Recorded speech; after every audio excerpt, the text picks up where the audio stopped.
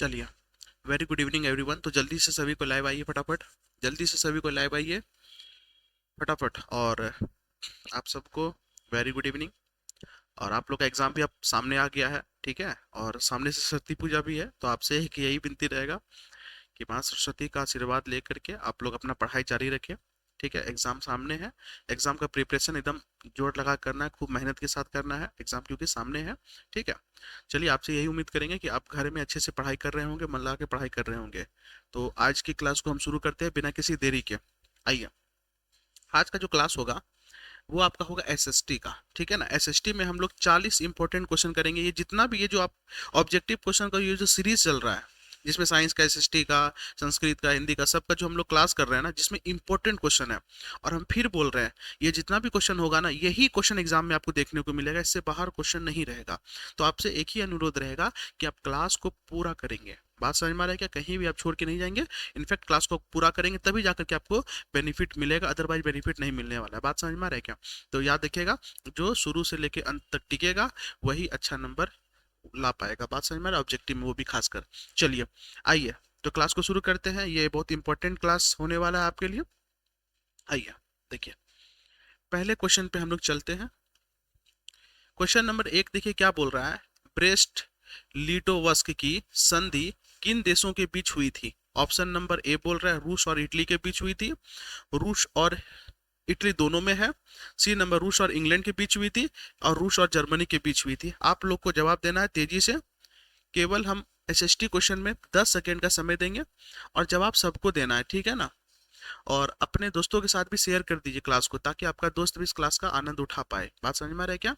चलिए, ये बहुत ही इंपॉर्टेंट क्लास आप लोग का हो रहा है, जल्दी से बताइएगा। आइए देखिए, क्वेश्चन क्या बोला है। ब्रेस्ट लिटोवस्क की संधि किन देशों के बीच हुई थी? तो रूस और जर्मनी। डी नंबर आपका बिल्कुल सही है, डी नंबर आपका बिल्कुल सही है। जो जो ऑप्शन नंबर ए मार रहे हैं वो गलत है, ए नहीं होगा। ठीक है, रूस और जर्मनी के बीच हुई थी, रूस और इटली के बीच में नहीं हुई थी, रूस और इंग्लैंड के बीच में नहीं हुई थी। बात समझ में आ रहा है क्या? चलिए, नेक्स्ट क्वेश्चन पे अब हम लोग चलते हैं। क्वेश्चन नंबर 2 देखिए क्या कह रहा है। मार्च 1946 में फ्रांस तथा वियतनाम के बीच होने वाला समझौता किस नाम से जाना जाता है? देखिए, मार्च 1946 ईस्वी में फ्रांस और वियतनाम के बीच में एक समझौता हुआ था। आपको जैसा कि मालूम है कि वियतनाम, जिसको हम लोग हिंद चीन भी बोल सकते हैं, हिंद चीन में आता है वियतनाम, जिसमें 3 देश आता है, लाओस, कंबोडिया, वियतनाम, जिसपे कि फ्रांस का अधिकार था, उपनिवेश था। ठीक है ना। और उस सब के बीच में जो भी मार्च 1946 में हुआ था, उसके लिए वो लोग एक समझौता किया था। फ्रांस और वियतनाम के बीच में एक समझौता हुआ, तो समझौता का नाम क्या है? ऑप्शन नंबर ए तितसिन है, बी नंबर है कैंटन है, सी नंबर होची चिमिन है, या डी नंबर कोई नहीं। जल्दी से बताइए उस समझौते का नाम क्या है, जो कि मार्च 1946 ईस्वी में हुआ था। तेजी से बताइएगा आप लोग। मार्च 1946 ईस्वी में, चलिए, मार्च 1946 ईस्वी में जो समझौता हुआ था, उस समझौता का नाम है हनोई समझौता। क्या नाम है? हनोई, इनोई नहीं, हनोई, हनोई समझौता। उस समझौते का नाम क्या है? हनोई समझौता।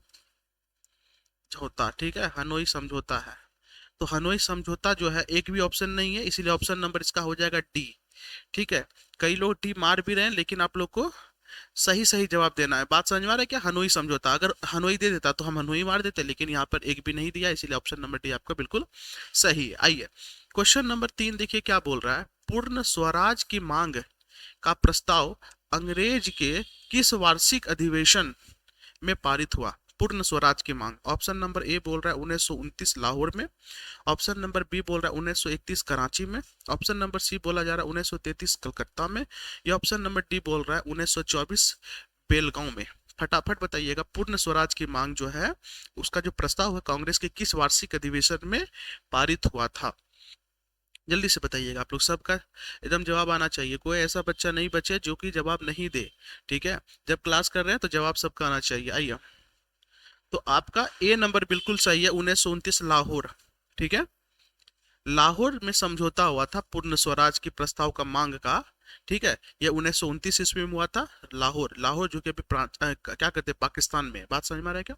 आइए, क्वेश्चन नंबर 4 देखिए क्या कर रहा है। वल्लभ भाई पटेल को सरदार की उपाधि किसान आंदोलन के दौरान दी गई। ठीक है ना। सरदार, देखिए यहाँ पे वल्लभ भाई पटेल को सरदार की उपाधि जो है किस किसान आंदोलन, कौन सा किसान आंदोलन हुआ था, कहाँ हुआ था, जिसमें कि इनको सरदार की उपाधि दी गई। ऑप्शन नंबर ए बारदोली में हुआ था, अहमदाबाद में हुआ था, B number, C number Kheda में हुआ था, या डी नंबर चंपारण में हुआ था। जल्दी से आप लोग फटाफट जवाब दीजिएगा। वल्लभ भाई पटेल को सरदार की उपाधि किस आंदोलन के दौरान दी गई? जल्दी से आप लोग बताइएगा, फटाफट बताइएगा।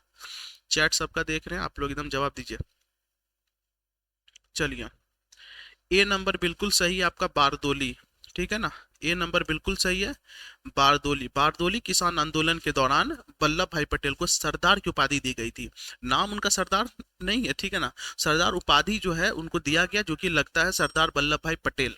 आइए क्वेश्चन नंबर 5 देखिए क्या बोल रहा है। भारत के लिए पहला फैक्ट्री एक्ट कब पारित हुआ? भारत के लिए। ऑप्शन नंबर ए बोल रहा है 1838 ईस्वी में, बी बोल रहा है 1838 ईस्वी में, ए और बी दोनों एक ही है, सी नंबर बोल रहा है 1858 ईस्वी में, ये डी नंबर बोल रहा है 1858। यानी कि थोड़ा सा ये टाइप में एरर है, लेकिन कोई नहीं, आप इसका जवाब दीजिए। 5 नंबर का जवाब दीजिए जल्दी से, 5 नंबर का जवाब दीजिए। भारत के लिए पहला फैक्ट्री एक्ट जो है ना वो कब पारित हुआ? भारत के लिए पहला फैक्ट्री एक्ट। चलिए, भारत के लिए पहला फैक्ट्री एक्ट 1858 ईस्वी में पारित हुआ। यानी आप जो भी बच्चा सी और डी दे रहे हैं वो बिल्कुल सही है। ठीक है, 1858 ईस्वी में। ए नंबर नहीं होगा बाबू, बी भी नहीं होगा, सी या डी। 1858 ईस्वी में पारित हुआ था। क्वेश्चन नंबर 6 देखिए क्या बोल रहा है। पूंजीपति वर्ग के द्वारा किस वर्ग का शोषण हुआ? पूंजीपति वर्ग जो है ना वो किस वर्ग का शोषण करते थे? ऑप्शन नंबर ए श्रमिक वर्ग का, मध्यम वर्ग का, कृषक वर्ग का, या सभी वर्ग का? जल्दी से बताइएगा। पूंजीपति, पहले के जो पूंजीपति लोग थे ना वो किस वर्ग का शोषण किया करते थे? जल्दी से बताइएगा। चलिए, तो पहले के पूंजीपति वर्ग श्रमिक वर्ग का भी, मध्यम वर्ग का भी और कृषक वर्ग का, तीनों का शोषण क्या करते थे। इसलिए आपका ऑप्शन नंबर डी जो है बिल्कुल सही होगा, सभी वर्ग। ठीक है, सभी वर्ग, डी नंबर आपका बिल्कुल सही है। नेक्स्ट क्वेश्चन पे चलते। क्वेश्चन नंबर 7 देखिए क्या कह रहा है। आधुनिक युग में अर्थव्यवस्था के क्षेत्र में होने वाली सबसे बड़ी क्रांति जो है वो क्या है? ऑप्शन नंबर ए है वाणिज्यिक क्रांति है, बी नंबर औद्योगिक क्रांति है, समाजवादी क्रांति है या साम्यवादी क्रांति है, या डी नंबर भौगोलिक क्रांति है, ये भौगोलिक खोज है। जल्दी से बताइएगा। प्रेजेंट टाइम में आधुनिक युग का बात हो रहा है, यानी प्रेजेंट टाइम में अर्थव्यवस्था के क्षेत्र में होने वाला सबसे बड़ी क्रांति कौन सी है? चलिए, अभी के समय में सबसे बड़े होने वाली क्रांति है औद्योगिक क्रांति। इंडस्ट्री इतना ज़्यादा एक्सपेंड कर गया है, इतना ज़्यादा फैल गया है, जिस कारण से ये पूरा का पूरा डेवलपमेंट का जो फ्रेमवर्क है वो सारा का सारा डिपेंड करता है आजकल इंडस्ट्री पर। बिहार में उद्योग की कमी है, जिस कारण से बिहार का विकास नहीं हो पाया है। तो कहीं न कहीं अब के समय में अर्थव्यवस्था जो है वो डिपेंड करता है औद्योगिक क्षेत्र पर। जितना ज़्यादा उद्योग होगा उतना ज़्यादा आपका इकोनॉमी बढ़िया होगा, अर्थव्यवस्था बढ़िया होगा। ठीक है, ये आधुनिक समय का बात हो रहा है। क्वेश्चन नंबर 8 देखिए क्या कह रहा है। भूमंडलीय की शुरुआत किस दशक में हुई? भूमंडलीकरण। ऑप्शन नंबर ए 1990 के दशक में, 1970 के दशक में, 1970 के दशक में, दोनों एक ही है, या 1980 के दशक में? जल्दी से बताइएगा। भूमंडलीकरण की शुरुआत, ग्लोबलाइजेशन की शुरुआत जो है ना वो किस दशक में हुआ? आप लोग को जल्दी से बताना है ग्लोबलाइजेशन का शुरुआत।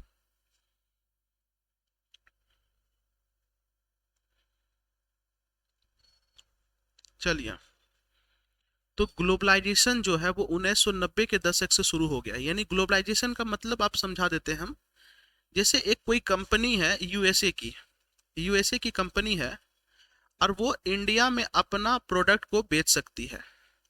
कंपनी यूएसए की है, यूएसए में प्रोडक्ट जो है, यूएसए का जो कंपनी है वो इंडिया में बेच सकती है, वो चाइना में भी बेच सकती है, वो फ्रांस में भी जाके बेच सकती है, वो यूरोप के हर एक कंट्री में बेच सकती है। यानी कि हर एक देश का कोई भी कंपनी या कोई भी प्रोडक्ट को किसी भी देश में बेचा जा सकता है। यानी पूरा का पूरा विश्व जो है वो एक ही है। इसी को कहते हैं भूमंडलीकरण। बात समझ में आ रहा है क्या? जिस कारण से देखिए यूएसए की बड़ी बड़ी कंपनी भारत में आ गई, गूगल भारत में आ गई, आप गूगल यूज कर रहे हैं, आप जो क्लास कर रहे हैं यूट्यूब कहाँ की है? यूएसए की कंपनी है। फेसबुक, इंस्टाग्राम, ट्विटर, ये सब कहाँ की कंपनी? बाहर की कंपनी, कार की कंपनी है। वो आकर के क्या हुआ? ग्लोबलाइजेशन का ही ये समय है, जिस कारण से किसी भी देश में अगर कोई प्रोडक्ट बन रहा है, उस प्रोडक्ट का आप उपयोग कर पा रहे, उपभोग कर पा रहे हैं। क्या मेरा बात समझ में आ रहा है? चलिए, और ये शुरुआत हो गया था 1990 के दशक में, पहले ऐसा नहीं हुआ करता था। 9 नंबर क्वेश्चन देखिए क्या बोल रहा है। गुटेनबर्ग ने सर्वप्रथम किस पुस्तक की छपाई की? गुटेनबर्ग ने ए नंबर कुरान की, गीता की, हदीस की, या बाइबिल की? एकदम जल्दी से जवाब दीजिएगा। ये सारा का सारा क्वेश्चन जो करवा रहे इंपॉर्टेंट है, वेरी इंपॉर्टेंट है। ये आप गांठ बांध लीजिए। बात समझ में आ रहा है क्या? अगर विश्वास नहीं है ना तो याद देखिएगा, अभी हम दे रहे हैं ये क्वेश्चन और एग्जाम में आप जाके मैच कर लीजिएगा, देखिएगा जो पढ़ाया हुआ से आया है कि नहीं, ये इसकी गारंटी तो हम लेते हैं। उसके लिए आपको बेझिझक रहना है, इतना विश्वास तो होना ही चाहिए। अगर इतना विश्वास नहीं है तो आप जल्दी से मोबाइल बंद कीजिए, जाइए, फिर आपको जो करना है कीजिए, कोई इशू नहीं है। लेकिन हाँ, जो विश्वास रखता है उसके लिए तो कोई दिक्कत वाली बात नहीं, वो आराम से टेंशन फ्री होकर के क्लास करे। गुटेनबर्ग ने सर्वप्रथम किस पुस्तक की छपाई की? तो ये बाइबिल की छपाई की थी, सबसे पहले बाइबिल की छपाई की थी गुटेनबर्ग ने। गुटेनबर्ग क्या एक प्रेस है?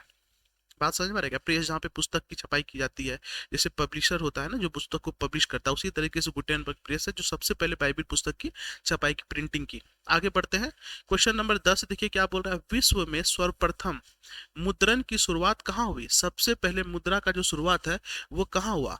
ए नंबर भारत में हुआ, जापान में हुआ, चीन में हुआ, या अमेरिका में हुआ? जल्दी से बताइएगा। विश्व में सबसे पहले मुद्रा का जो शुरुआत है वो कब? एकदम आसान क्वेश्चन है, आप जानते हैं तो एकदम सही सही जवाब दीजिए, और हमको विश्वास है इसका सही सही जवाब मिलेगा आपको। चलिए, वेरी गुड, एकदम इसी तरीके से एकदम जवाब आना चाहिए, एकदम इसी तरीके से सेम। चलिए देखिए, विश्व में सर्वप्रथम मुद्रण की शुरुआत जो है वो चाइना से हुआ है। क्या? चीन से हुआ है।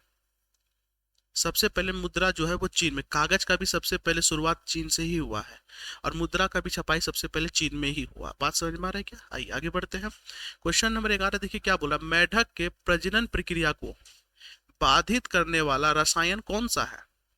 यानी हम खेतों में वो कौन सा रसायन छिड़कते हैं जिसके कारण मेढक के प्रजनन में दिक्कत होता है, मेढक के प्रजनन में बाधा होता है? ए नंबर बेंजीन का, बी नंबर यूरिया का, सी नंबर एड्रीन का, या डी नंबर फास्फोरस का? आप लोग जल्दी से जवाब दीजिए, वह कौन सा चीज है जिसके छिड़काव से मेढक के प्रजनन में बाधा उत्पन्न होती है? तो वो रसायन का नाम है आपका एड्रीन। क्या है? एड्रीन। एड्रीन एक रसायन है जिसके छिड़काव से मेढक के प्रजनन प्रक्रिया को बाधित होती है, और मतलब मेढक के प्रजनन प्रक्रिया में समस्या होने के कारण मेढक ज्यादा अपना संख्या को नहीं बढ़ा पाता है। और किसी भी पर्यावरण के लिए हर एक तरह के जीव का होना बहुत जरूरी है। अगर किसी भी जीव का संख्या ज्यादा हो जाता है और किसी खास जीव का संख्या कम हो जाता है तो ये पर्यावरण के लिए बहुत ही बड़ा विकट समस्या है, जिससे पर्यावरण में कोई तरह का मतलब कि क्षय उत्पन्न हो सकता है, किसी तरह का संकट उत्पन्न हो सकता है। इसी संकट से दूर पाने के लिए, इसी संकट को दूर करने के लिए हम लोग क्या उपाय लगाए कि जिसकी संख्या कम है उसको हम लोग क्या आरक्षण देने लग गए, प्रोटेक्शन देने लग गए हैं। बात समझ में आ रहा है क्या? ताकि उसको कोई भी आदमी मारे नहीं, कोई भी आदमी उसको प्रताड़ित ना करे। ठीक है, आगे बढ़ते हैं। क्वेश्चन नंबर 12 देखिए क्या बोल रहा है। बिहार में अति जल दोहन से भूमिगत जल में किस तत्व का संकेंद्रण बढ़ा है? ए नंबर फ्लोराइड का, क्लोराइड का, आर्सेनिक का, या लोह का? जल्दी से बताइएगा। बिहार में अति जल दोहन, पूरा का पूरा जल का बर्बादी के कारण भूमिगत जल, जो भूम नीचे का जो पानी है, कुआं का पानी हो गया या फिर नीचे डीप जो बोरिंग से निकालते हैं, उसमें किस तत्व का संकेंद्रण, किस तत्व का संख्या बढ़ गया है? हानिकारक तत्व का। फ्लोराइड है, क्लोराइड है, आर्सेनिक है, ये लोह है। आप लोग बिल्कुल सही जवाब दे रहे हैं, वो है सी नंबर आर्सेनिक। आर्सेनिक की संख्या बढ़ गया है। आर्सेनिक बढ़ने से क्या हो गया? कई तरह का रोग मनुष्य में उत्पन्न हो जाएगा, जो कि बिहार के लिए बहुत बड़ी समस्या है। देखो बिहार में कितना समस्या, आप समझिए। बिहार एक बाढ़ से डूब जाता है, बिहार में सुखाड़ से आदमी परेशान हो जाता है, बिहार में इंडस्ट्री नहीं है, बिहार में आपराधिक गतिविधि बहुत ज्यादा है। बात समझ में आ रहा है क्या? तो बिहार को कितना, बिहार का पानी भी सही नहीं है जिसके कारण आर्सेनिक, बिहार का कई सारा शहर है जिसमें प्रदूषण बहुत ज्यादा मात्रा में है, बिहार में शिक्षा की कमी है, बिहार का प्रति व्यक्ति आय कम है, बिहार बीमारू राज्य में आ जाता है। तो बिहार में देखो कितना ज्यादा दुष्प्रभाव है। इसी चीज को दूर करना है हम लोग को शिक्षित होकर के। बात समझ में आ रहा है क्या? आइए क्वेश्चन नंबर 13 देखिए क्या बोल रहा है। संविधान की धारा 21 का संबंध है किससे है? ए नंबर वन्य जीवों तथा प्राकृतिक संसाधन से है, यहाँ पे संसाधन होगा। बी नंबर मृदा संरक्षण से है, डी नंबर जल संसाधन संरक्षण से है, या सी नंबर जल संसाधन संरक्षण से, या डी नंबर खनिज संपदा संरक्षण से है। जल्दी से बताइएगा संविधान की जो धारा 21 का जो संबंध है वो किससे है? जल्दी से बताइएगा। संविधान का बात हो रहा है भाई। चलिए, तो संविधान की धारा 21 जो है ना वो वन्य जीवों तथा प्राकृतिक संसाधन का संरक्षण से है। वो वन में रह रहे जीव तथा प्राकृतिक संसाधन का संरक्षण से है, यानी जो जीव वन में रह रहा है उसको संरक्षण मिल सके, प्रकृति को भी संरक्षण मिल सके। ऐसा नहीं कि कोई खास तरह का पेड़ जिसको मनुष्य अपनी जरूरतों की करने के लिए, अपनी जरूरतों की पूर्ति के लिए उसको काट दे, ऐसा नहीं हो। इसीलिए संविधान की धारा 21 में इस चीज का प्रावधान है। चलिए नेक्स्ट क्वेश्चन पे चलते हैं। क्वेश्चन नंबर 14 देखिए क्या बोल रहा है। बिहार में कितने प्रतिशत भौगोलिक क्षेत्र में वन का फैलाव है? हालांकि आप जानते हैं बिहार के अधिकांश भाग में मैदानी क्षेत्र है जहाँ पे खेती कृषि किया जाता है, लेकिन कितने प्रतिशत क्षेत्र में पहाड़ी भाग है? A number 15%, B number 20%, C number 10% या डी नंबर 7%? बताइएगा बिहार में कितने प्रतिशत भौगोलिक क्षेत्र में वन का फैलाव है, जंगल का फैलाव है? चलिए, ये क्वेश्चन तो इतना करवा दिए, इतना इंपॉर्टेंट है कि मत पूछिए। Option number 7, option number D बिल्कुल सही है, 7%। ठीक है, ज्यादा बिहार में जंगल नहीं है। बात समझ में आ रहा है क्या? 15 नंबर देखिए क्या बोल रहा है। एल्युमिनियम बनाने के लिए किस खनिज की आवश्यकता पड़ती है? अगर एल्युमिनियम बनाना है तो किस खनिज की आवश्यकता पड़ेगी? Option number A manganese, B number tin, C number लोहा, या डी नंबर बॉक्साइट? जल्दी से बताइएगा एल्युमिनियम बनाने के लिए किस खनिज की आवश्यकता पड़ती है, एल्युमिनियम अगर बनाना है तो? एकदम 15 नंबर का जवाब दिए। चैट एकदम सबका आना चाहिए, ठीक है। चलिए, एल्युमिनियम बनाने के लिए बॉक्साइट जो है ना, ये बॉक्साइट एक अयस्क है। बॉक्साइट क्या है? अयस्क। और इसी अयस्क से एल्युमिनियम प्राप्त किया जाता है। तो एल्युमिनियम की प्राप्त जो है हम लोग बॉक्साइट अयस्क से करते हैं। तो आपका डी नंबर बिल्कुल सही होगा। 16 नंबर देखिए क्या बोल रहा है। भारत में किस राज्य में सौर ऊर्जा के विकास की सर्वाधिक संभावनाएं हैं? असम में, अरुणाचल प्रदेश में, राजस्थान में, या मेघालय में? जल्दी से बताइएगा भारत के किस राज्य में सौर ऊर्जा के विकास की संभावनाएं जो हैं वो सर्वाधिक हैं, सौर ऊर्जा का विकास वहां सबसे तेजी से हो सकता है, वो कौन सा राज्य है भारत का? चलिए, वो भारत का राज्य है बाबू राजस्थान। कौन सा है? राजस्थान। राजस्थान में गर्मी बहुत ज़्यादा पड़ता है, धूप बहुत ज़्यादा पड़ता है, जिस कारण वहाँ पर हम लोग सोलर की मदद से बहुत आसानी से और काफ़ी ज़्यादा मात्रा में विद्युत उत्पन्न हम लोग कर सकते हैं। इसीलिए जो राजस्थान है वो भारत का ही एक लौता ऐसा राज्य है जहाँ पर सोलर ऊर्जा का विकास सर्वाधिक तेजी से हो सकता है, ठीक है, अगर किया जाए तो।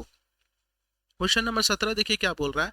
निम्नलिखित में से कौन छोटे पैमाने का उद्योग है? छोटे पैमाने का। ए नंबर चीनी उद्योग है, कागज उद्योग है, खिलौना उद्योग है, या विद्युत उपकरण उद्योग है? जल्दी से बताइएगा कौन सा छोटे पैमाने का उद्योग है? छोटा पैमाना, छोटा छोटा चीज बनाता है, जल्दी से बताइएगा।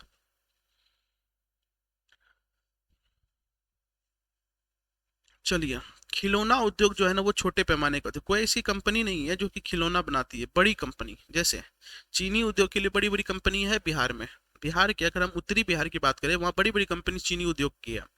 अगर हम कागज उद्योग की बात करें तो बड़ी बड़ी कंपनी जो है कागज क्या करती है, प्रोडक्ट को बनाती है ताकि कॉपी बना सके, बुक बना सके, पेपर के लिए सॉरी पेपर जो अखबार हम लोग न्यूज़ पेपर पढ़ते हैं उसके लिए कागज तैयार कर सके, नोट के लिए कागज तैयार कर सके, बड़ी बड़ी कंपनियां हैं। विद्युत उपकरण बनाने के लिए तो आप जानिए रहे, मोबाइल बड़ी बड़ी कंपनी, रियलमी, ओप्पो है, सैमसंग है, वीवो है, नोकिया है, बहुत सारी बड़ी बड़ी कंपनियां हैं। कंप्यूटर बनाने के लिए बड़ी बड़ी कंपनी एचपी है, डेल है, आपका आसूस है, एसर है, बहुत सारी कंपनियां हैं।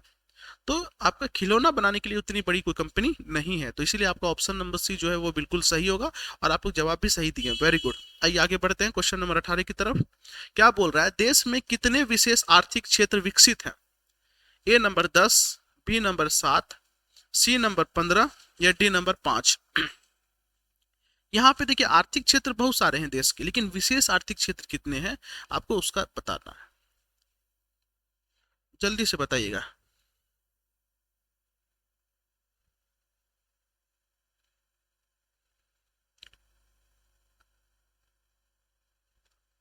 चलिए जल्दी से बताइएगा। देश में कितने विशेष आर्थिक क्षेत्र विकसित हैं? चलिए अगर हम देश में विशेष आर्थिक क्षेत्र की बात करें तो वो है 7। कितना है? 7। तो देश में 7 विशेष आर्थिक क्षेत्र जो है वो विकसित हैं, और 8वां जो है वो विकसित हो रहा है। 8वां क्या है? विकसित हो रहा है। अभी फिलहाल करंट अगर हम बात करें तो 7 आर्थिक विशेष विशेष आर्थिक क्षेत्र है जिसमें बहुत ज्यादा मात्रा में आर्थिक क्रियाएं होती हैं। क्वेश्चन नंबर 19 देखिए क्या बोल रहा है। बिहार की सीमा में रेल मार्ग की कुल लंबाई कितनी है? बिहार की सीमा में ए नंबर 6283 किलोमीटर है, बी नंबर 7283 किलोमीटर है, बी नंबर में है, सी नंबर में है 5283 किलोमीटर, या डी नंबर है 8500 किलोमीटर। जल्दी से बताइएगा। बिहार के सीमा में रेल मार्ग की कुल लंबाई कितनी है? कितनी?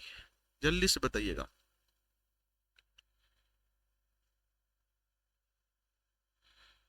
फटाफट एकदम तेजी से बताइए। चलिए समय खत्म हो गया, आप लोग का जवाब भी आने लग गया है। गुड।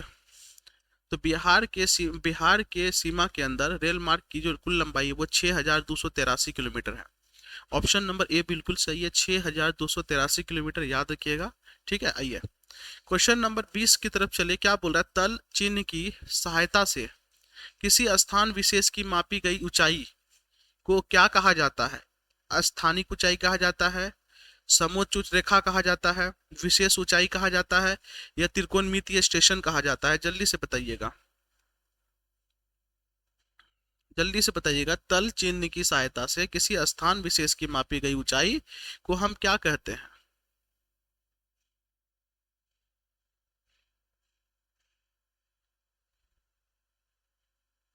चलिए, तो उसको हम लोग कहते हैं स्थानिक ऊंचाई। ए नंबर आपका बिल्कुल सही है। क्या कहेंगे हम लोग? स्थानिक ऊंचाई कहेंगे। ए नंबर आपका क्या है? बिल्कुल सही है। आगे बढ़ते हैं। क्वेश्चन नंबर 21 देखिए क्या बोल रहा है। जब हम लैंगिक विभाजन की बात करते हैं तो हमारा अभिप्राय होता है, किससे होता है? ए नंबर स्त्री और पुरुष के बीच जैविक अंतर से, बी नंबर समाज द्वारा स्त्रियों और पुरुषों को दी गई असमान भूमिकाएं से, सी नंबर बालक और बालिकाओं की संख्या का अनुपात से, या डी नंबर लोकतांत्रिक व्यवस्थाओं में महिलाओं को मतदान का अधिकार ना मिलना। जल्दी से बताइएगा। लैंगिक विभाजन का जो अर्थ है, लैंगिक विभाजन की बात करते हैं तो हमारा अभिप्राय किससे, हमारा मतलब किससे होता है? जल्दी से बताइएगा।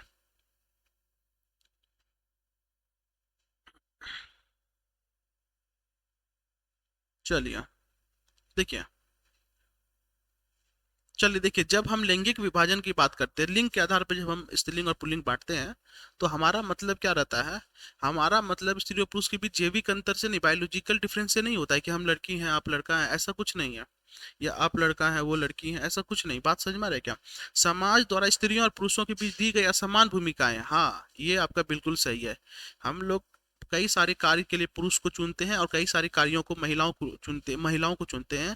यही जो है वो क्या है? अलैंगिक विभाजन है। बात समझ में आ रहा है क्या? जैसे एग्जाम्पल लेते हैं, ये बहुत पहले की बात है।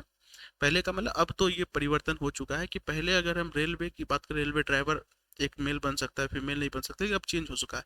तो हम लोग क्या किए, काम को बांट दिया ना, ये महिलाओं का काम है, ये पुरुषों का काम है। खाना बनाने का काम किसके लिए हम दे दिए? महिलाओं के लिए। तो ऐसा नहीं है, यही जो है वो लैंगिक विभाजन है। ठीक है, आइए आगे बढ़ते हैं। क्वेश्चन नंबर 22 देखिए क्या बोल रहा है। भारतीय संविधान के बारे में इनमें से कौन सा कथन सही है? भारतीय संविधान के बारे में ए नंबर यह धर्म के आधार पर भेदभाव की मनाही करता है, बी नंबर यह एक धर्म को राजकीय धर्म बताता है, सी नंबर लोगों को कोई भी धर्म मानने की आजादी नहीं है, या डी नंबर महिलाओं को मतदान के अधिकार का अभाव। जल्दी से बताइएगा कौन सा कथन सही है, जल्दी से बताइएगा।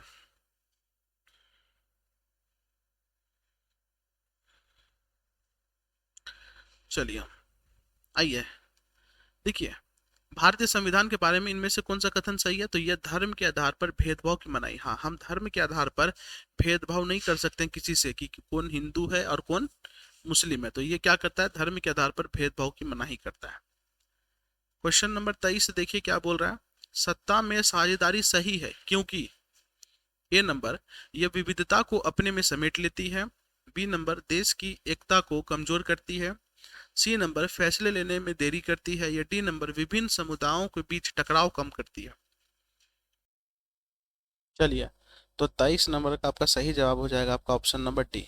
विभिन्न समुदायों के बीच टकराव को कम करने के लिए हम लोग लोकतंत्र में सत्ता की साझेदारी को करते हैं। ठीक है, चलिए नेक्स्ट क्वेश्चन पे चलते हैं। क्वेश्चन नंबर 24 देखिए क्या बोला, वर्ष 1975 भारतीय राजनीति में किस लिए जाना जाता है। ऑप्शन नंबर ए बोल रहा है इस वर्ष आम चुनाव हुए थे, बी नंबर बोल रहा है श्रीमती इंदिरा गांधी प्रधानमंत्री बनी थी, सी नंबर बोल रहा है देश में आपातकाल लागू हुआ था, या डी नंबर बोल रहा है जनता पार्टी की सरकार बनी थी। आप लोग जल्दी से इसका जवाब दीजिए फटाफट। वर्ष 1975 भारतीय राजनीति में किस लिए जाना जाता है।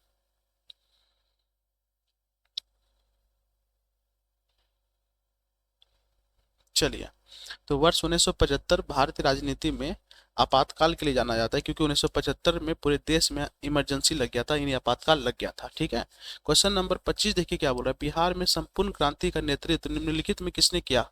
ए नंबर मोरारजी देसाई ने किया था, बी नंबर नीतीश कुमार ने किया था, इंदिरा गांधी ने किया था, या जयप्रकाश नारायण ने किया था। जल्दी से बताइएगा, बिहार में संपूर्ण क्रांति का नेतृत्व निम्नलिखित में किसने किया था। तो ऑप्शन नंबर आपका हो जाएगा डी, जयप्रकाश नारायण ने किया था।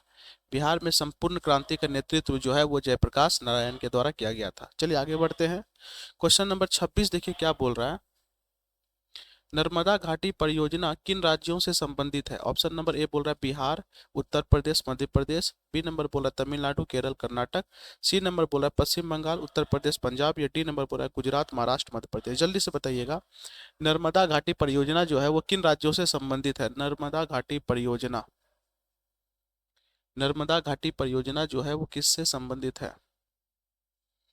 चलिए, तो डी नंबर आपका बिल्कुल सही हो जाएगा, गुजरात, महाराष्ट्र, मध्य प्रदेश से संबंधित है। गुजरात, महाराष्ट्र और मध्य प्रदेश बिल्कुल सही है। आगे बढ़ते हैं, क्वेश्चन नंबर 27 देखिए क्या बोल रहा है, निम्नलिखित में से किसे लोकतंत्र का प्राण माना जाता है। ए नंबर सरकार को, बी नंबर संविधान को, सी नंबर न्यायपालिका को, या डी नंबर राजनीतिक दल को। जल्दी से बता दीजिएगा, निम्नलिखित में से किसे लोकतंत्र का प्राण माना जाता है। लोकतंत्र का प्राण, 27 नंबर का जल्दी जवाब दीजिएगा। चलिए, डी नंबर बिल्कुल सही है, राजनीतिक दल को लोकतंत्र का प्राण माना जाता है। किसको माना जाता है, राजनीतिक दल, बिल्कुल सही होगा। आगे बढ़ते हैं, क्वेश्चन नंबर 28 देखिए क्या बोल रहा है, दल बदल कानून निम्नलिखित में से किस पर लागू होता है। दल बदल कानून ए नंबर सांसदों और विधायकों पर, बी नंबर राष्ट्रपति पर, सी नंबर उपराष्ट्रपति पर, या डी नंबर इनमें से कोई नहीं। दल बदल कानून निम्नलिखित में किस पर लागू होता है। दल बदल कानून, चलिए, तो दल बदल कानून जो है वो आपका सांसदों और विधायकों पर, विधायक देखते हैं दल अपना बदलते रहता है, पार्टी बदलते रहता है, यानी सांसदों और विधायकों पर लागू होता है। क्वेश्चन नंबर 29 देखिए क्या बोल रहा है, जनता दल, जिसको जनता दल यूनाइटेड पार्टी का गठन कब हुआ। ऑप्शन नंबर ए 1992 में, 1999 में, 2003 में, या 2004 में। जल्दी से बताइएगा, जनता दल का गठन जो है वो कब हुआ। 29 नंबर का जवाब दीजिए, जनता दल का गठन कब हुआ। तो जनता दल का गठन 1999 में हुआ। ऑप्शन नंबर आपका बी बिल्कुल सही है, 1999। ठीक है, आगे बढ़ते हैं। क्वेश्चन नंबर 30 देखिए क्या बोल रहा है, निम्न में से कौन अर्थव्यवस्था के प्राथमिक क्षेत्र से संबंधित है। ए नंबर सेवा क्षेत्र, कृषि क्षेत्र, औद्योगिक क्षेत्र, या इनमें से कोई नहीं। बताइएगा, अर्थव्यवस्था के प्राथमिक क्षेत्र से कौन संबंधित है। अर्थव्यवस्था के प्राथमिक क्षेत्र से, जल्दी से बताइएगा। तो अर्थव्यवस्था के प्राथमिक क्षेत्र से संबंधित है कृषि क्षेत्र। कृषि क्षेत्र को प्राथमिक क्षेत्र भी कहा जाता है। कृषि क्षेत्र को कौन सा क्षेत्र कहते हैं हम लोग बाबू, प्राथमिक क्षेत्र। ठीक है, आइए क्वेश्चन नंबर 31 देखिए क्या बोल रहा है, जिस देश की प्रति व्यक्ति आय अधिक होती है कहलाता है, क्या कहलाता है। वो विकसित कहलाता है, विकसित कहलाता है, अर्धविकसित कहलाता है, या इनमें से कोई नहीं। जल्दी से जवाब दीजिएगा, जिस देश की प्रति व्यक्ति आय जो है वो अधिक होती है वो क्या कहलाता है। जिस देश की प्रति व्यक्ति आय अधिक होती है वो क्या कहलाता है। चलिए, जिसकी प्रति व्यक्ति आय अधिक होगी वो विकसित देश कहलाएगा। क्या कहलाएगा? विकसित देश। आपका बी नंबर बिल्कुल सही है। ठीक है, एकदम इसी तरीके से जवाब देते रहिए। 32 नंबर देखिए क्या बोल रहा है, बिहार के किस जिले की प्रति व्यक्ति आय सर्वाधिक है? A number Patna, B number गया, सी नंबर शिवहर या डी नंबर नालंदा। जल्दी से बताइएगा, बिहार के किस जिले की प्रति व्यक्ति आय जो है वो अधिक है? बिहार के किस राज्य की प्रति व्यक्ति आय सर्वाधिक है? तो इसमें कोई शक नहीं है, इस राज्य की राजधानी पटना। ठीक है, पटना की प्रति व्यक्ति आय क्या है? अधिक है। 33 नंबर देखिए क्या बोल रहा है, भारत का केंद्रीय बैंक कौन सा है? रिजर्व बैंक ऑफ इंडिया है, स्टेट बैंक ऑफ इंडिया है, क्षेत्रीय ग्रामीण बैंक है या पंजाब नेशनल बैंक है? भारत का केंद्रीय बैंक, सेंट्रल बैंक कौन सा है? भारत का केंद्रीय बैंक, तो भारत का केंद्रीय बैंक है आपका आरबीआई। ये सब कितना आसान सब क्वेश्चन है। कौन है? आरबीआई, जिसको हम लोग बोलते हैं रिजर्व बैंक ऑफ इंडिया, जिस नोट पे यही लिखा रहता है, रिजर्व बैंक ऑफ इंडिया। ठीक है। 34 नंबर बताइएगा, व्यावसायिक बैंकों का सर्वप्रथम राष्ट्रीयकरण कब किया गया? ए नंबर 1966 में, 1980 में, 1969 में या 1975 में? जल्दी से बताइएगा, व्यावसायिक बैंक जितने भी हैं उसका राष्ट्रीयकरण जो है वो कब किया गया? तेजी से बताइए 34 नंबर का जवाब। एकदम जवाब देते रहिए। चलिए, तो व्यावसायिक बैंकों का सर्वप्रथम राष्ट्रीयकरण 1969 ईस्वी में किया गया। डी आपका सी नंबर बिल्कुल सही है, 1969 ईस्वी में। ठीक है। 35 नंबर देखिए क्या बोल रहा है, ऊर्जा के मुख्य स्रोत क्या है? ए नंबर कोयला है, पेट्रोल है, विद्युत है या इनमें से सभी है? जल्दी से बताइएगा, कोयले के ऊर्जा के प्रमुख स्रोत क्या है? ऊर्जा के मुख्य स्रोत, ऊर्जा के मुख्य स्रोत क्या है? तो ऊर्जा का मुख्य स्रोत आपका सब्भेटो है। ठीक है, आपका डी नंबर बिल्कुल सही होगा, इनमें से सभी। ठीक है, ऊर्जा का मुख्य स्रोत क्या है? ये सभी का सभी है। 36 नंबर देखिए क्या बोल रहा है, इनमें से कौन सी बहुराष्ट्रीय कंपनी है? A number Ford Motors, B number Samsung, C number Coca Cola या डी नंबर इनमें से सभी? जल्दी से बता दीजिए, बहुत ही आसान क्वेश्चन है। मल्टीनेशनल कंपनी कौन सी है? यहाँ पर आपको चार ऑप्शन दिख रहा है, चारों ऑप्शन में जल्दी से बताना है कि मल्टीनेशनल कंपनी कौन सी है। यहाँ चार ऑप्शन दिख रहा है। चलिए देखिए, फोर्ड मोटर्स भी मल्टीनेशनल कंपनी है, सैमसंग भी है, कोका कोला भी है, इसलिए आपका ऑप्शन नंबर हो जाएगा डी, इनमें से सभी। इनमें से सभी जो है वो क्या है आपका? अंतर्राष्ट्रीय कंपनी यानी मल्टीनेशनल कंपनी है। क्वेश्चन नंबर 37 देखिए क्या बोल रहा है, उपभोक्ता अधिकार दिवस कब मनाया जाता है? ए नंबर 17 मार्च को, 15 मार्च को, 19 मार्च को, 19 अप्रैल को या 22 अप्रैल को? जल्दी से बताइएगा, उपभोक्ता अधिकार दिवस कब मनाया जाता है? उपभोक्ता अधिकार दिवस, उपभोक्ता अधिकार दिवस कब मनाया जाता है? उपभोक्ता अधिकार दिवस मनाया जाता है 15 मार्च को। बी नंबर आपका बिल्कुल सही है, 15 मार्च। कब मनाया जाता है? 15 मार्च को। 38 नंबर देखिए क्या बोला, यदि किसी वस्तु या सेवा का मूल्य 20 लाख से अधिक तथा 1 लाख से कम हो तो उपभोक्ता कहाँ शिकायत कर सकता है? जिला फोरम में, राज्य फोरम में, राष्ट्रीय आयोग में या इनमें से कहीं नहीं? यदि किसी वस्तु या सेवा का मूल्य 20 लाख से अधिक और 1 लाख से, 1 करोड़ से, सॉरी, एक तथा यहाँ 1 करोड़ होगा, ठीक है, 1 करोड़ से कम हो तो वो शिकायत कर सकता है कहाँ शिकायत वो कर सकता है आपका राज्य आयोग में। कहाँ पे कर सकता है? राज्य आयोग। बी नंबर बिल्कुल सही हो जाएगा। ठीक है, 38 का बी नंबर बिल्कुल सही है। ठीक है, आइए क्वेश्चन नंबर 39 देखिए क्या बोल रहा है, सुनामी का प्रमुख कारण क्या है? समुद्र में भूकंप का आना, द्वीप पर भूकंप का आना, स्थलीय क्षेत्र पर भूकंप का आना या इनमें से कोई नहीं? जल्दी से बता दीजिए, सुनामी का प्रमुख कारण क्या है? किस कारण से सुनामी आता है? सुनामी आने का प्रमुख कारण क्या है? तो सुनामी आने का प्रमुख कारण है समुद्र में भूकंप आ जाना। समुद्र में भूकंप आ जाता है जिस कारण से सुनामी आ जाता है। ठीक है, आइए 40 नंबर क्वेश्चन देखिए क्या बोल रहा है,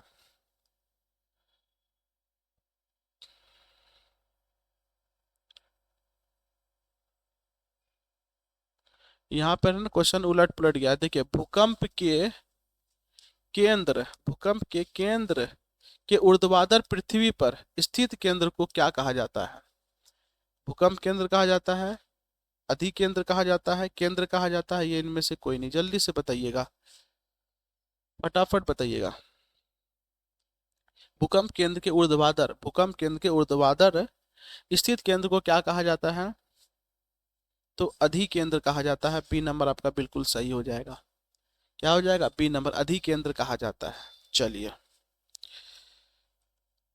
आज टोटल आपका 40 ऑब्जेक्टिव क्वेश्चन हुआ और ये सारा का सारा क्वेश्चन क्या है? VBI है, वेरी वेरी इंपॉर्टेंट है, ठीक है। तो आपसे यही उम्मीद होगा कि आप 40 में कम से कम एटलीस्ट 25 प्लस आप लोग जवाब दिए होंगे, ठीक है, जो कि जरूरी है। तो आप इसी तरीके से प्रैक्टिस करने के लिए पर डे आपको आ जाना है, ठीक है। चलिए, तो क्लास आप लोग का कंटिन्यू चलता रहेगा और आप लोग बताइएगा कि आज का क्लास कैसा लगा और अपना नंबर भी जरूर कमेंट पे बताइएगा, ठीक है। आपसे यही उम्मीद करेंगे, आप मन लगा के पढ़ाई कर रहे होंगे, आप लोग मन लगा के पढ़ाई करते रहिए, एग्जाम सामने है। चलिए, ओके बाय, गुड नाइट।